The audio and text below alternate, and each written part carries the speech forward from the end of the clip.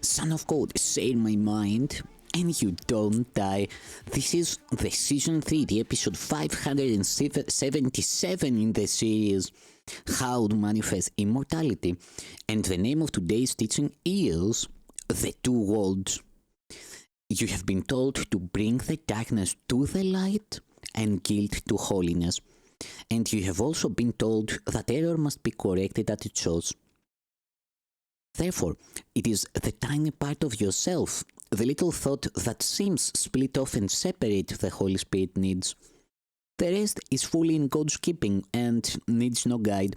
Yet this wild and delusional thought needs help because, in its delusions, it thinks it is the Son of God, whole and omnipotent, sole ruler of the kingdom it set apart to tyrannize by madness into obedience and slavery. This little part you think you stole from heaven, give it back to heaven. Heaven has not lost it, but you have lost sight of heaven. Let the Holy Spirit remove it from the withered kingdom in which you set it off, surrounded by darkness, guarded by attack, and reinforced by hate. Within its bar gauge is still a tiny segment of the Son of God, complete and holy, serene and unaware of what you think surrounds it. Be you not separate, for the one who does surround it has brought union to you, returning your little offering of darkness to the eternal light. How is this done? It is extremely simple, being based on what this little kingdom really is. The barren sands, the darkness, and the lifelessness are seen only through the body's eyes.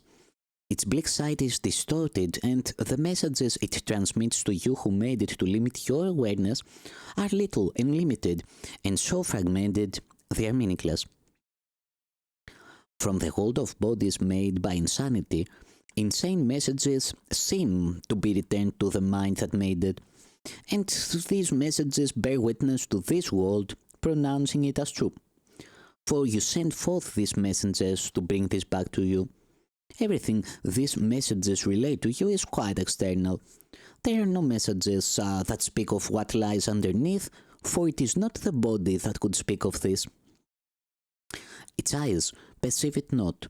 Its senses remain quite unaware of it. Its tongue cannot relay its messages.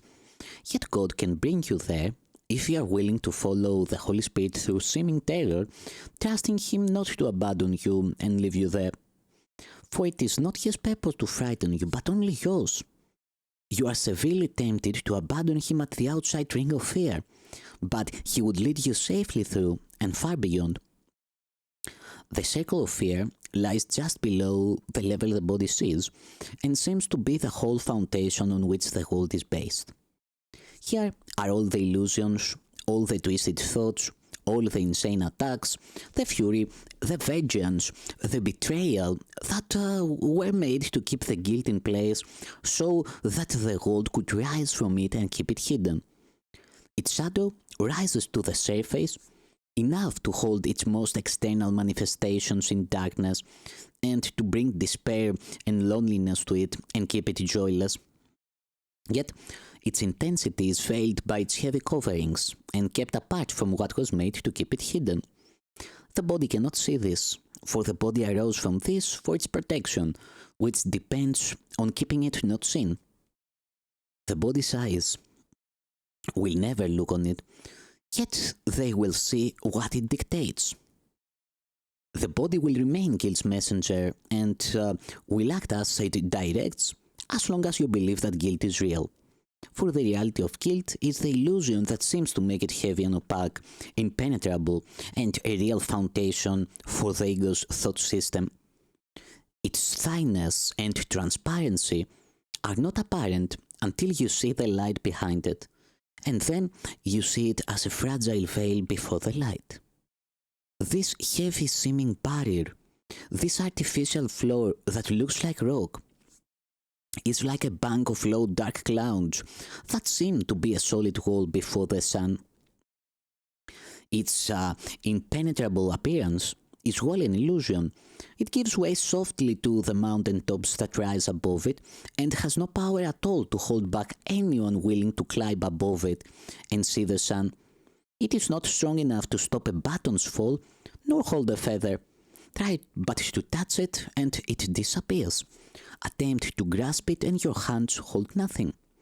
Yet, in this cloud bank, it is easy to see a whole world rising. A solid mountain range, a lake, a city, all rise in your imagination, and from the clouds the messengers of your perception return to you, assuring you that it is there. Figures stand out and move about. Actions seem real, and forms appear and shift from liveliness to the grotesque. And back and forth they go, and back and forth they go, as long as you would play the game of children's make-believe.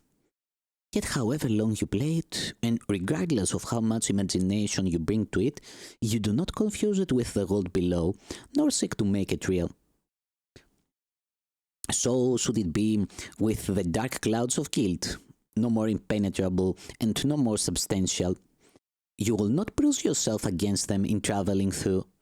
Let your guide teach you their unsubstantial nature as he leads you past them, for beneath them is a world of light whereon they cast no shadows. Their shadows lie upon the world beyond them, still further from the light.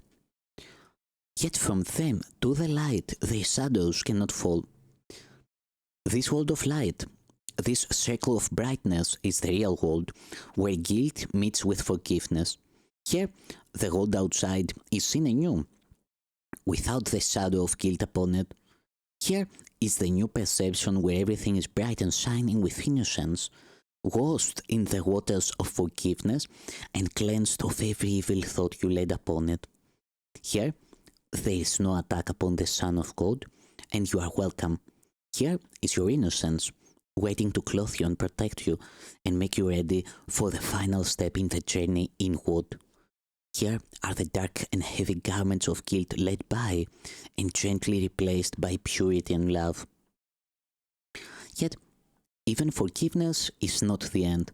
Forgiveness does make lovely, but it does not create. It is the source of healing, but it is the messenger of love and not its source. Here you are led that God himself can take the final step unhindered, for here does nothing interfere with love, letting it be itself. A step beyond this holy place, a step still further inward, but the one you cannot take, transports you to something completely different. Here is the source of light, nothing perceived, forgiven, nor transformed, but merely known. This course will lead to knowledge, but knowledge itself is still beyond the scope of our curriculum, nor is there any need for us to try to speak of what must forever lie beyond words. We need to remember only that whoever attains the real world, beyond which learning cannot go, will go beyond it, but in a different way. Where learning ends, there God begins. For learning ends before him who is complete where he begins and where there is no end. It is not for us to dwell on what cannot be attained. There is too much to learn. The readiness for knowledge still must be attained. Love is not learned. Its meaning lies within itself. And learning ends when you have recognized all it is not. That is the interference. That is what needs to be undone. Love is not learned, because there never was a time in which you knew it not. Learning is useless in the presence of your Creator, whose acknowledgement of you and yours of Him so far transcend all learning that everything you learned is meaningless, replaced forever by the knowledge of love and its own meaning. Your relationship with your brother has been uprooted from the world of shadows, and its unholy purpose has been safely brought through the barriers of guilt, washed with forgiveness, and set shining and firmly rooted in the world of light.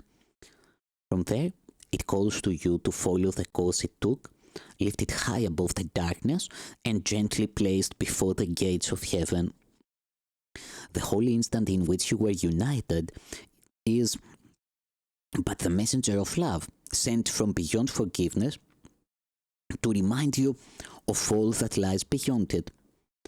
Yet it is through forgiveness that it will be remembered.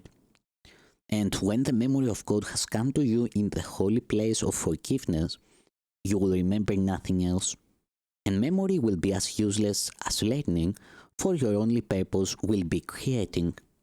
Yet this you cannot know until every perception has been cleansed and purified and finally removed forever. Forgiveness removes only the untrue, lifting the shadows from the world and carrying it safe and sure within its gentleness to the bright world of new and clean perception. There is your purpose now, and it is there that peace awaits you. Thank you, Son of God.